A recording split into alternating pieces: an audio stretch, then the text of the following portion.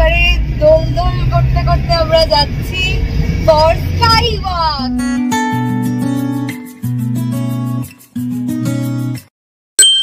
পেলিং মানে sky walk, আর মা বাপি আমরা সবাই ওয়েট করেছিলাম এই স্কাই ওয়াকে যাওয়ার জন্য। কি একদমই তাই। হ্যাঁ, ফার্স্ট টাইম আমরা স্কাই ওয়াক যাওয়ার পথে এই রাস্তা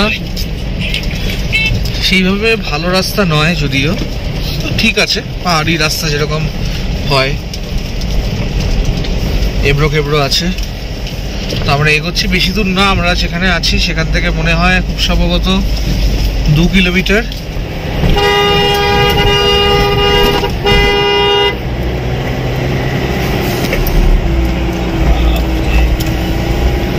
পুরো চড়াই। পেলিং এলে স্কাই ওয়াক আসা মাস্ট। এই হচ্ছে পার্কিং জোন। স্কাই ওয়াক, কাঁচের ব্রিজ, চারিদিকে মেঘেদের সমুদ্র, মনে হবে স্বপ্নের ওপর হাঁটছ। সত্যি পেলিং এলে মিস করো না। আমরা এসে গেছি সেই আমাদের বহু প্রতীক্ষিত, যেটার জন্য আমাদের পেলিং আসা, স্কাই ওয়াক। বাপি মা রাজীব এগোচ্ছে, আর এখানে হচ্ছে টিকিট কাটতে হবে। প্রথমে টিকিট কেটে তারপর আমরা এগিয়ে যাব গ্লাস ব্রিজের দিকে। এবং অবশ্যই এখানে সেন্টার অফ অ্যাট্রাকশন তো এই গ্লাস ব্রিজ রয়েছে, আর তার সঙ্গে রয়েছে এই বুদ্ধ মূর্তি। এটা অবশ্যই একটা বড় অ্যাট্রাকশন। ঠিক যেটা বলছিলাম যে ইন্ডিয়ার ফার্স্ট গ্লাস ব্রিজ এটা পেলিংয়ে অবস্থিত। সো সেই গ্লাস ব্রিজে এখন আমরা এসে গেছি, আর ঠিক এই জায়গা থেকেই টিকিট কাটতে হবে। চলো দেখা যাক কত টাকা টিকিট, কিভাবে যেতে হবে দেখাবো। এখানে আসতে হলে টিকিট কেটে ভেতরে ঢুকতে হবে। এই হচ্ছে টিকিট কাউন্টার, আর তার সঙ্গে পার টিকিট 100 টাকা। এই যে এরকম টিকিট দেওয়া হবে পার পার্সনের জন্য। আমরা 4 জন, তাই 400 টাকা। এই হচ্ছে সেই গ্লাস ব্রিজ, এখান থেকেই কিছুটা দেখা যাচ্ছে। আমরা উপরে উঠবো, আর যেটা এখান থেকে বলা হলো যে ওপরে উঠতে গেলে এই গ্লাস ব্রিজে যখন আমরা পা রাখবো তখন আমাদের জুতো খুলে যেতে হবে। তো সেখানে শু র্যাক রাখা রয়েছে। চলো ওপরে গিয়ে জানতে পারবো যে কোথায় জুতো খুলতে হবে, কিভাবে এগোতে হবে।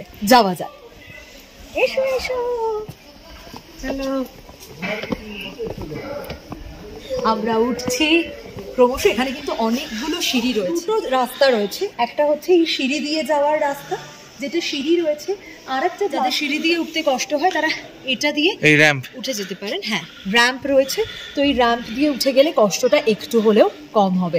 তো বাপি মাও রয়েছে সঙ্গে, আমি রাজীব, তাই জন্য এই র্যাম্প পথটাই বেছে নিয়েছি। আর এই র্যাম্প পেরিয়ে যখন পৌঁছলাম, সামনে দাঁড়িয়ে বিশাল চেনরেজিক বুদ্ধা স্ট্যাচু।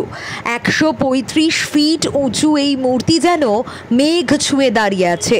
দূর থেকে পাহাড়ের ধারে এই সোনালী মূর্তিটা দেখতে একেবারে স্বর্গীয় সুখ।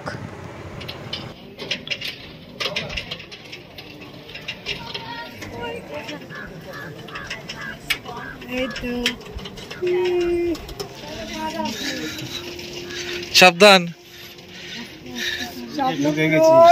ছেলে মেয়ের জন্য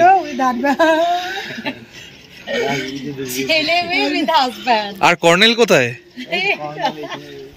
একবার না একবার প্লিজ প্রত্যেককে আসতেই হবে, এখানে একটা আলাদাই ফিলিং। কাঁচে পা রাখতেই নিচে গভীর খাদ, দূরে সবুজ পাহাড়, আর সামনে নীল আকাশ। উফ, আলাদাই মজা। কেমন লাগছে রাজীব?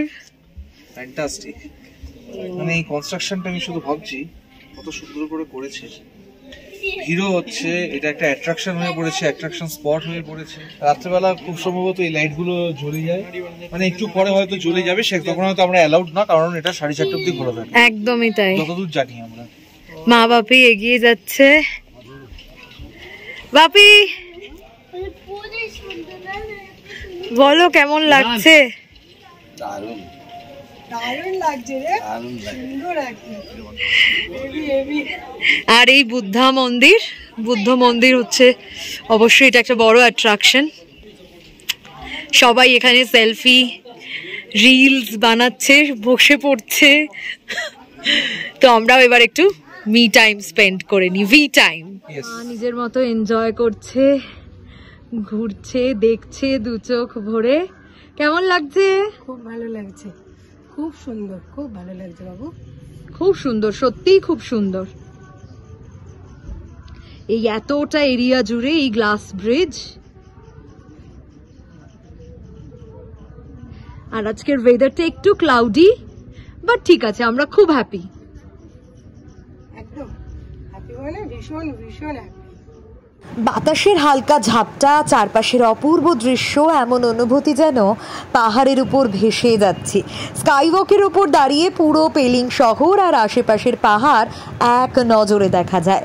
স্কাইওয়াকের শেষে দাঁড়িয়ে বিশাল চেনড্রিজিক স্ট্যাচুর সামনে দাঁড়ালে এক অদ্ভুত শান্তি অনুভব হয়।